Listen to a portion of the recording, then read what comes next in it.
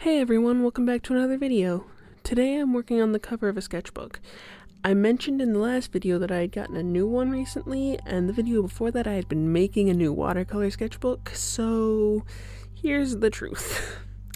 In addition to the watercolor sketchbook that I made, I also bought 2 new sketchbooks because I'm insane and need a million sketchbooks going at once. So one of those is the one that I'm doing the ballpoint sketches in, and this is the other one that I'm working on the cover for here. So I always like to start out my sketchbooks with a sort of a cover page with, a nice sketch and then the dates which I started and ended the sketchbook in. I also like to personalize my sketchbook covers in some creative way, like the actual cover itself. I know a lot of people will put like stickers on their sketchbooks, and ironically, considering my minor sticker addiction, I really don't like doing that.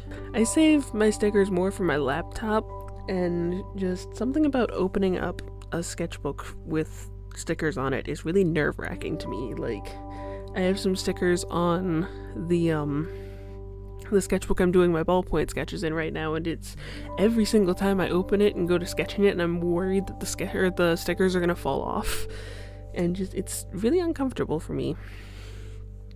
So instead, when I can, I like to draw on the covers of my sketchbooks. And in some cases, if I'm given a sketchbook with an image printed on the cover, I'll find other creative things to do to it. Like the one that comes to mind, I've wrapped wire around it it's not even like a fancy way, just it makes a triangle at the top. I don't know, I like it.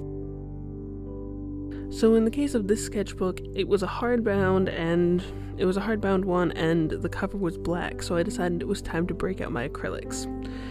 Now, I wanted to talk today about finding your medium, and I'm gonna start off with a little of my own artistic journey. So with the exception of oils and markers of any decent quality, I've had some experience with just about every 2D medium that I can think of anyways.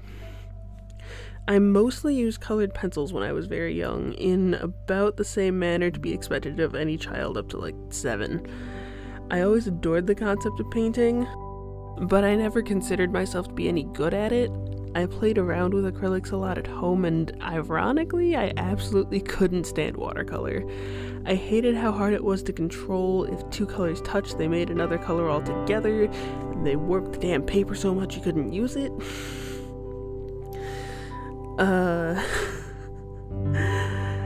And granted, I wasn't really using decent paper at the time, because who in their right mind would give a child actual watercolor paper? So I very specifically remember watching some PBS show. It was like The Joy of Painting, which oddly enough I also hated at the time because I was a foolish child.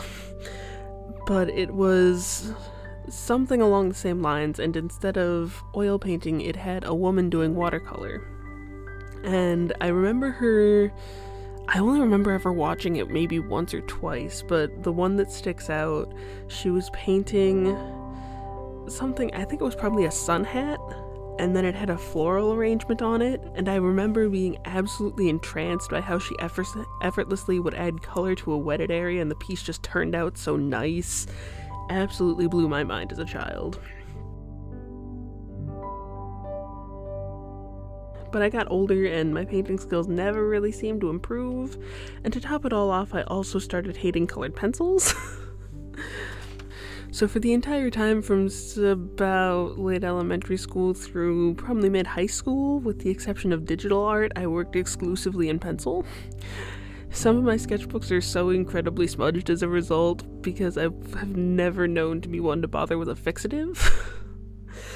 So I picked up a little bit of colored work again in my senior year of high school, but that was about it, and it was pretty much always in colored pencil.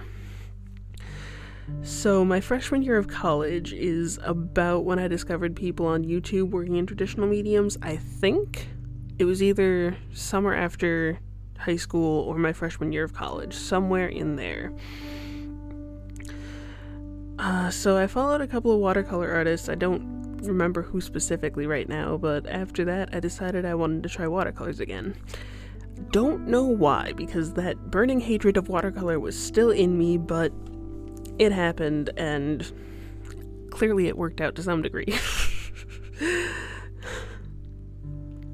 So at the time, I knew practically nothing about how watercolors actually worked.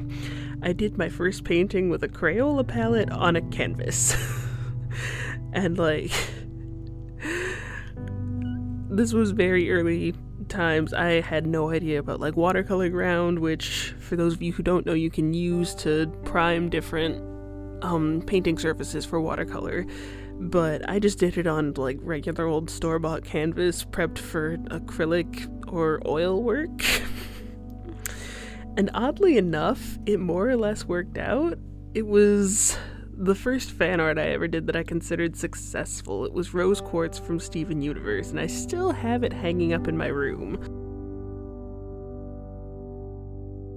I only did a couple more pieces before I started this channel, actually. I believe my first video was my 4th finished piece in watercolor.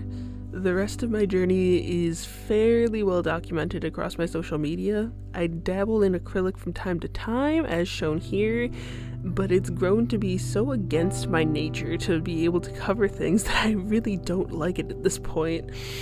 I'd like to like it, and after the way the sketchbook cover turned out, I'm definitely going to be trying to practice it more, but I think I've found my home in watercolor, at least for now. So for those of you who haven't found your own medium yet, try, like, my first piece of advice is definitely try every single medium that you can get your hands on. Don't, like, obviously don't go out and spend bundles and bundles of cash on the most expensive stuff, because you will blow all of your money that way, and then you will be a sad and broke person like me.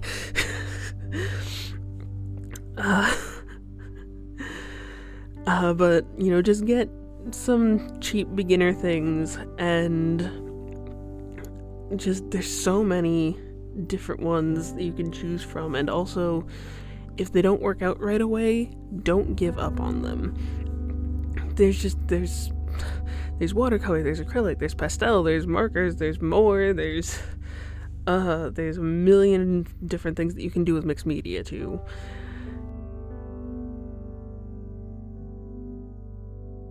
You may find you only like one medium, or that you like many. Also, learn everything you can about the medium you're focusing on. Like, everything you can.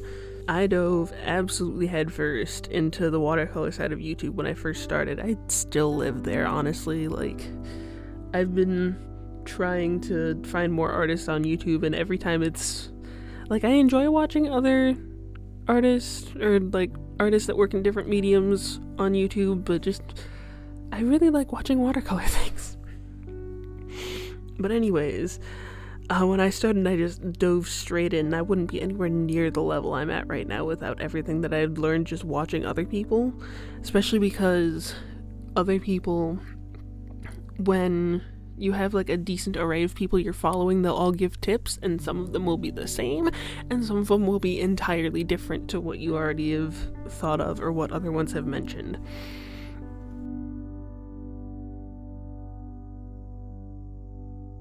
So that's, at the moment, about all I've got. One day I'll probably have more to add to this, but that will be further in future.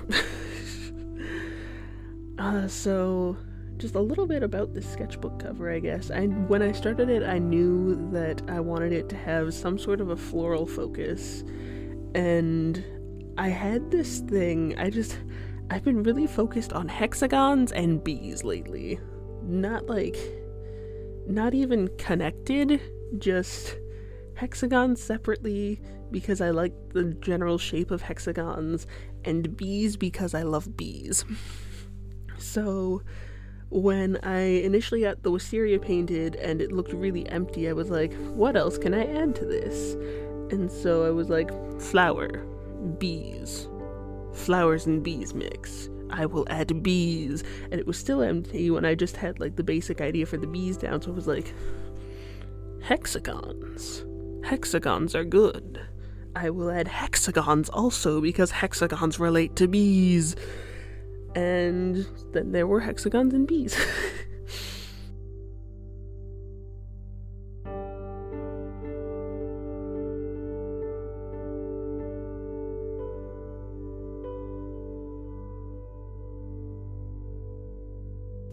And at this point, I drag out my Finetech palette yet again because I'm still kind of on the I just got this and I love it, I have to use it in everything kick, and also partly just I find that I really like the look of dark background with shiny on it.